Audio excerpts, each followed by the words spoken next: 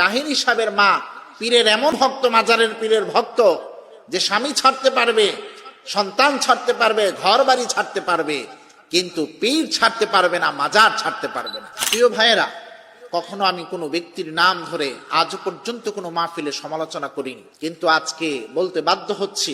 তথাকথিত বক্তা গিয়াসউদ্দিন তাহিরি, তার বাড়ি বিবাড়িয়াতে, ব্রাহ্মণবাড়িয়াতে, আমার বাড়িও ব্রাহ্মণবাড়িয়া, একই জেলার মানুষ আমরা, কিন্তু আজকে তার পরিচয় দিতে যে সে আমার জেলার, এটা লজ্জাবোধ হয় তার কিছু কর্মকাণ্ডের কারণে। অনেক সময় একই জেলাতে হওয়ার কারণে আমরা যখন নিজ জেলার বিভিন্ন প্রশংসনীয় দিকগুলো অনেকের কাছে তুলে ধরি, তখন এই তাহিরির বিষয়টা টেনে অনেকে আমাদেরকে কটু কথা বলে, ক্রিটিসাইজ করার চেষ্টা করে।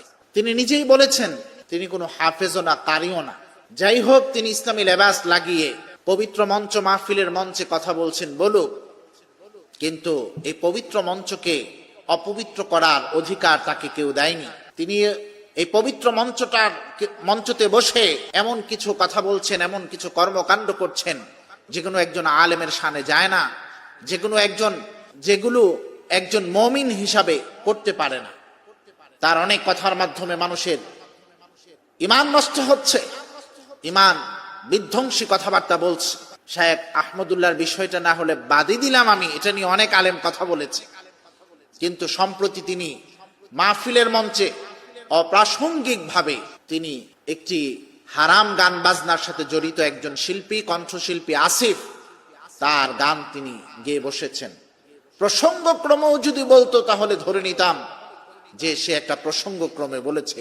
অপ্রাসঙ্গিক ভাবে স্টেজে কে যেন একজন আসবে, তার নাম যখন বলা হলো, তিনি বলল, ও আমি ভেবেছি যে আসিফ বুঝি এসেছে, এ বলে তিনি সেই কণ্ঠশিল্পীর একটি গান তিনি গাওয়া শুরু করে দিলেন, টান দেওয়া শুরু করে দিলেন।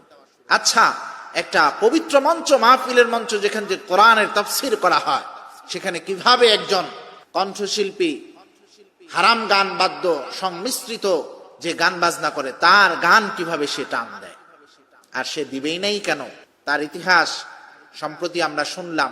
তিনি স্টেজে বসা, তার আগে একজন আলোচনা করতেছেন, সে তার ফ্যামিলি ব্যাকগ্রাউন্ডটা তুলে ধরলো, তার মায়ের কথা তুলে ধরলো।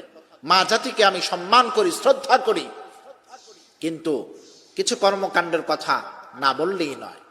এই তথাকথিত বক্তা গিয়াসউদ্দিন তাহিরির মা নাকি মাজারে মাজারে ঘুরে এবং মাজারের সেই পীরের ভক্ত, এমন ভক্ত, সেই বক্তা বলছে, আর গিয়াসউদ্দিন তাহির স্টেজে বসা, সেই বক্তা বলতেছে যে তাহিরি সাহেবের মা পীরের এমন ভক্ত, মাজারের পীরের ভক্ত, যে স্বামী ছাড়তে পারবে, সন্তান ছাড়তে পারবে, ঘর বাড়ি ছাড়তে পারবে, কিন্তু পীর ছাড়তে পারবে না, মাজার ছাড়তে পারবে না।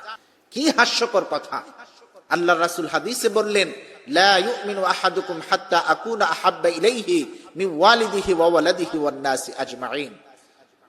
মা বাবা, ভাই বন্ধু, আত্মীয় স্বজন, এমনকি সন্তান সন্ততি, স্ত্রী, সবার থেকেও আমার বিশ্বনবীকে ভালোবাসতে হবে।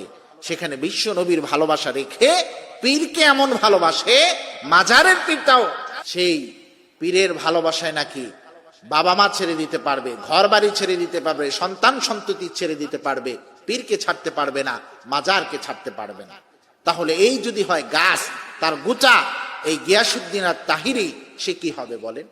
মা জাতিকে সম্মান করি, বাকি এই কথাগুলো না বললেই নয়। আজকে তার কারণে তার পরিবার কথা শুনতেছে। মায়ের মুখ থেকেই তো সন্তান ভাষা শিখে, তাহলে মা যেহেতু মাজারের ভক্ত, এই সন্তান ছোটবেলা তো সেই মাজার প্রিয় হবে, এটাই স্বাভাবিক। এই গিয়াসউদ্দিন আর তাহিরি এই মাহফিলের পবিত্র মঞ্চটাকে অপবিত্র করতেছে, ঈমান বিধ্বংসী কথাবার্তা বলতেছে। আর বলবেই নাই কেন? যারা এই মঞ্চে উঠে আসছে বিতর্কিত কর্মকাণ্ড দিয়ে, তাদের দ্বারা এই কাজ হবে, এটাই স্বাভাবিক, অস্বাভাবিকের কিছু না। এই গিয়াসউদ্দিন আর তাহিরি উঠে আসছে কিভাবে? আলোচনা আসছে কিভাবে? সে আলোচনা আসছে স্টেজে শ্রোতা কর্তৃক লাঞ্ছনার শিকার হয়ে আলোচনা আসছে। সে আলোচনা কিভাবে আসছে? আলোচনা এসেছে তার স্ত্রীকে নিয়ে, সেই সিলেট চা বাগান ঘুরতে গিয়েছে, সেখানে ছবি উঠাইয়ে সেখানে ছবি উঠিয়ে এটা অনলাইনে ছেড়ে দিয়েছে, বেপরদা স্ত্রীকে প্রদর্শন করে আলোচনা এসেছে। সে আলোচনা এসেছে, আপনারা দেখেছেন, সেই কক্সবাজার সাগর পাড়ে ঘুরতে গিয়ে মানুষ একটু স্বস্তি নিবে, এটাই স্বাভাবিক। কিন্তু সেখানে আনন্দ করতে গিয়ে সে ডান্স দিয়ে জিকির করে আলোচনা এসেছে।